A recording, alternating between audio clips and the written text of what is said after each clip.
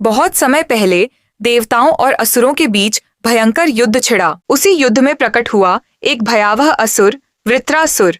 उसका शरीर पर्वत जैसा विशाल, स्वर गड़गड़ाहट जैसा और प्रहार इतना शक्तिशाली कि देवताओं की सेनाएं बिखरने लगीं। इंद्र सहित सभी देवता युद्ध भूमि में उतरे, पर वृत्रासुर के सामने कोई ठहर न सका। हारकर और निराश होकर सभी देवता भगवान विष्णु की शरण में पहुंचे और बोले, प्रभु, इस दैत्य का अंत कैसे होगा? विष्णु भगवान ने शांत स्वर में कहा, वृत्रासुर का वध केवल महर्षि दधीचि की अस्थियों से बने वज्र से ही संभव है। यह सुनते ही देवता महर्षि दधीचि के आश्रम पहुंचे और विनम्र होकर उनसे प्रार्थना की, आर्षिवर, लोक कल्याण के लिए हमें आपकी अस्थियां चाहिए। दधीचि मुस्कुराए और बोले, यदि मेरे त्याग से संसार की रक्षा होगी तो यह तन भी धन्य है। उन्होंने बिना संकोच अपना जीवन त्याग दिया। दधीचि की अस्थियों से बना इंद्र का अद्वितीय अस्त्र वज्र, उसी वज्र को लेकर इंद्र युद्ध भूमि में लौटे। वृत्रासुर गर्जा, इंद्र, क्या तुझे फिर हारने की इच्छा है? लेकिन इस बार इंद्र ने पूरी शक्ति से वज्र चलाया। गगन भेदी गर्जना के साथ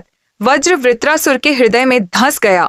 वह भूमि पर गिर पड़ा, पर उसके होठों पर अंतिम क्षणों तक प्रभु का स्मरण था। यह कथा बताती है कि जहां एक ओर असुर का अंत हुआ, वहीं दूसरी ओर महर्षि दधीचि का त्याग अमर हो गया। धर्म की विजय और भक्ति का महत्व आज भी इस गाथा से गूंजता है।